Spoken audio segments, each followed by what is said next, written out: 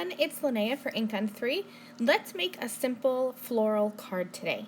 So I absolutely love the Dogwood flower stamp, and I don't think that I've used it before in a blog project for Ink on 3, so I thought I would use it today. And I'm going to mix it together with the vase from the Posy stamp set. This vase is one of my favorite stamps from Ink on 3. It's really versatile, and I think that you can use it with a lot of different flowers.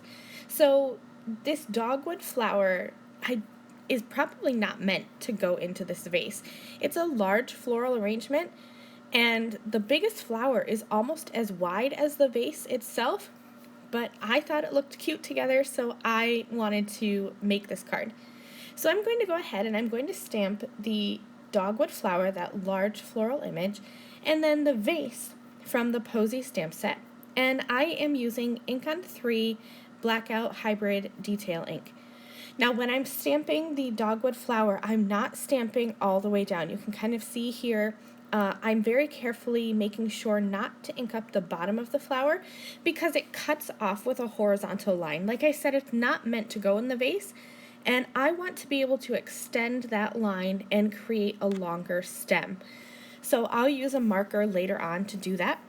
For now though, let's go ahead and color this dogwood flower. I like to look at flowers, but I am certainly not a botanist, and so I could have easily Googled what color dogwood flowers are, but I am currently loving pink, so I'm going to go with pinks. So in the beginning of this little coloring session here, I grouped together all of the markers that I used except for the markers for the vase. I forgot to include those, but I grouped them all together. So I recommend taking a screenshot if you want to color the same image, but if not, I do leave the marker caps in the left-hand corner there as I'm coloring. So as I go, I start with my darkest color. There's many ways to color with Copic markers. A lot of people go light to medium to dark, back to medium, and then all over with their lightest color again. I like to start with my darkest color because I like there to be that dimension. So I'm starting with my darkest color, which is RV04, and now I'm coming in with RV25, which is the darker color of my mediums. I'm going to have two medium colors. So I'm going just in like reverse order from dark to light. Here's RV21, and I'm just going to kind of color over where I've put down my darker colors and just extend those colors out a little bit further with each marker change. It's really easy to do, and a technique that I have been practicing lately with my coloring, and I like using a few more markers and getting more realistic coloring.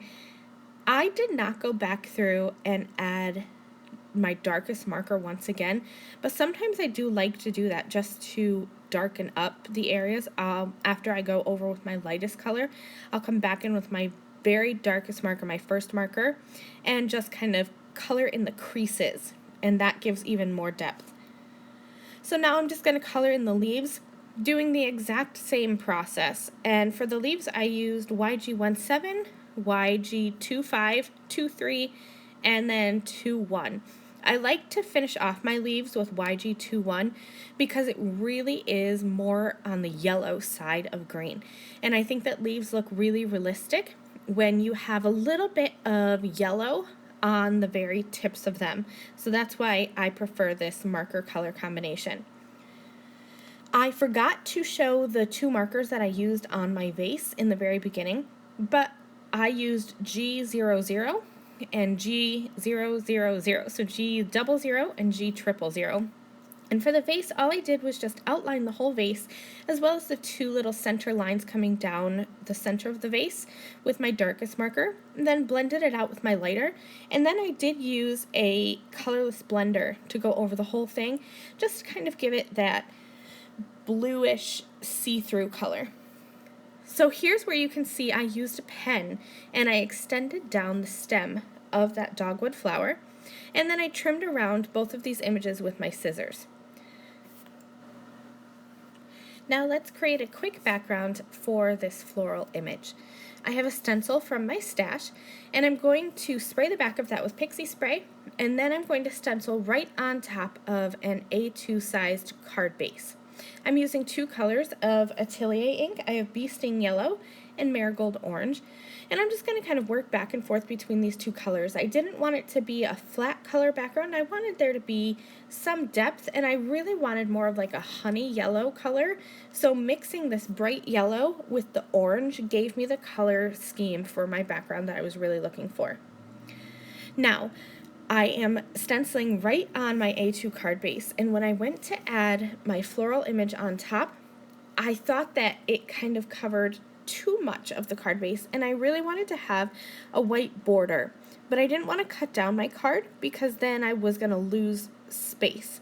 So I cut a piece of white cardstock that is just slightly larger. It's 4.5 by 5 3/4, so I'm going to have a little border around each side. And I'm going to take my card base and just glue this right onto here. You could cut apart your card, but I didn't want to waste it. So I'm just going to have this white backer, and then the card front will lift up right on the front. And I think that's totally fine to do to work with it. I didn't want to waste a whole back side of my card, so I decided to just glue it right on to an extra piece of cardstock. I have a stamped sentiment from the Here For You stamp set that I white heat embossed and added to the center. Added some gems all around, and that finishes this card. Thank you for watching. See you soon. Bye.